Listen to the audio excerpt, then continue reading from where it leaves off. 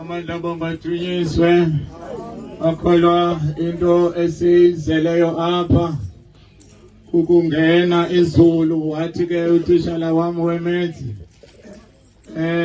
mgweshe ungazibekeli phansi xa ufuna upasa isubject yam mathematics kosike mayibongwe xa uzawubhala itest yam noba i-exam yale subject zixelele into yoba uzayipasa phaa ko-90%, 80%. Suthi hayi uzayipasa ngo-40. Suzibeka kanjalo. Zibeke phezulu ukwenzela uba xa ekupheqile wawa noko uyawela phaa ko-60%, 50%. No. Kwesike mayibe nathi. Sazi kakuhle ukuba izulu lelikaThixo. Sazi kakuhle ukuba sawulingeniswa nguye ngenxeba yakhe ngothando lwakhe kwesike mayibe nathi.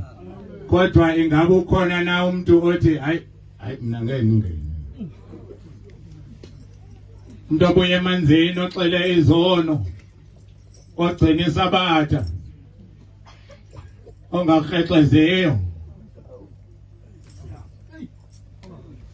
uthi xa kuthethwa ngezulu uthi hayi no ndawo yezulu into kaba umongameli kosike mayibonga khona ozibekela kanjalo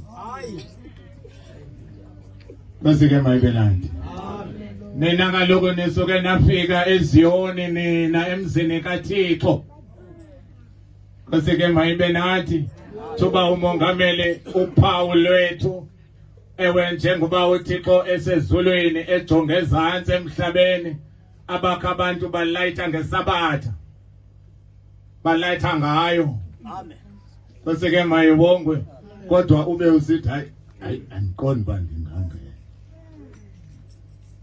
ngoku thina kuthiwa ke singabefundisi umsebenzi wethu ukuthi imiphefumulo yenu siyincede ibese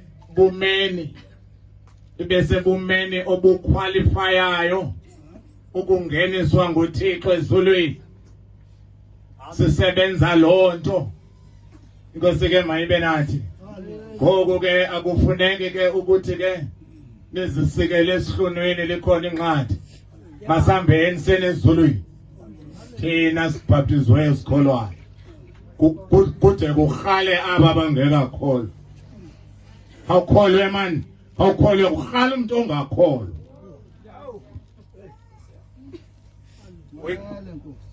ungalidli maneza ungalidli tu eza ukhale lityala amen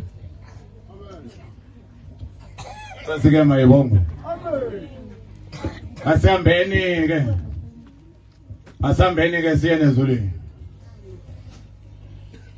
ukhona ozithandabuzayo uthi njengoba uthandabuzo uyayazi le ngxaki seyikhanyile apha kuwe ya savela yakibhisi ngoqala inyengana kosike mayibongo haleluya enkonzweni izibabalo azifani ndiye ndiyithethe leyo ndithi bazalwane hayi ngipeni mic right ubuThixo uthule ngemibono xa ndilela kukho nqa kosike mayibelani kodwa apha uthi tshila apha funda apha uxakwe ke ngokuba ugcwanini uba umfundise ebephi wanangwe ethetha ngam ebengekho nje uhlala eJohannesburg ebephi haleluya kosike mayibelani amen Thixo yathetha ngendlela ezininzi athetha ngayo sowubambekile kungoku ndithi masambeni senezulwini sowuyazithandabuza futhi ikhanyile into ekuthandabuzisayo sowuyayazi kathethi into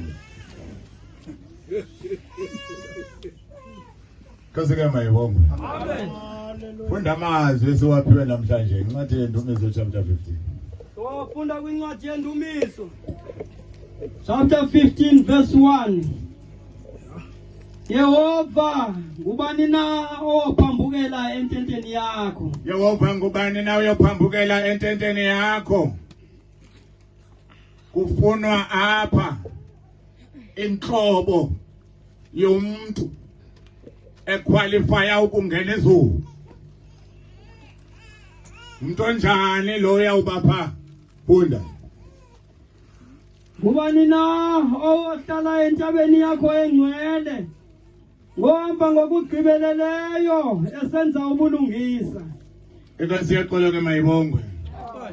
Nansi inhlobo yomuntu efunekayo pha.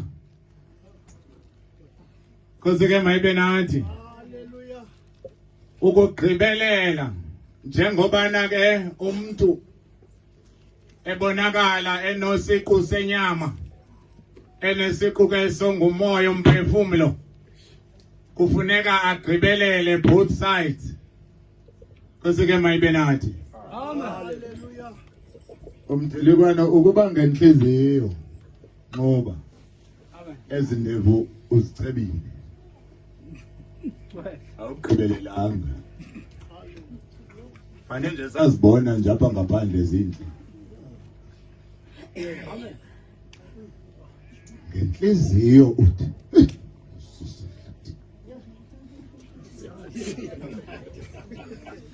Amen. awuvuka ekuseni esipilini. Ya. Nkosi yami. Ya. Nake, yabona ngaswayisa lento. Apha ngaphakathi. Amen. Nkosi yami.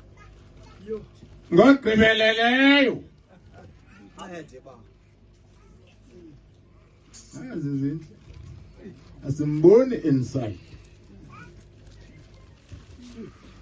Quality yomuntu efuna phezulu. Yagqibeleleyo nangaphakathi. Sesike mayibongwe. Amen.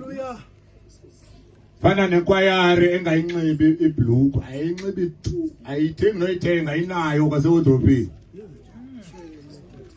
Amen. Amen.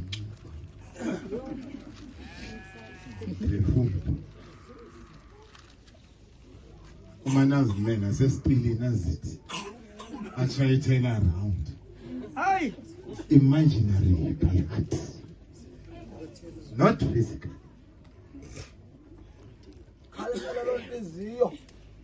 Koseke mayibonga. Amen. Kaloku uYesu Kristu ufike wazofundisa umphefumulo ukuba mawukholwe nguwo luzongena ezulu. Ukuba sizo embrace umphandle umphakathi singathethi ngawo.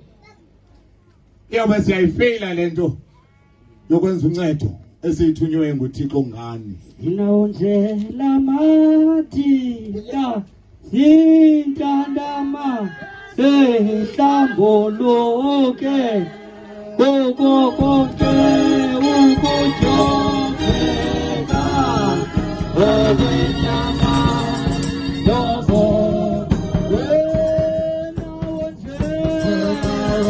inawonjela mathika Oh,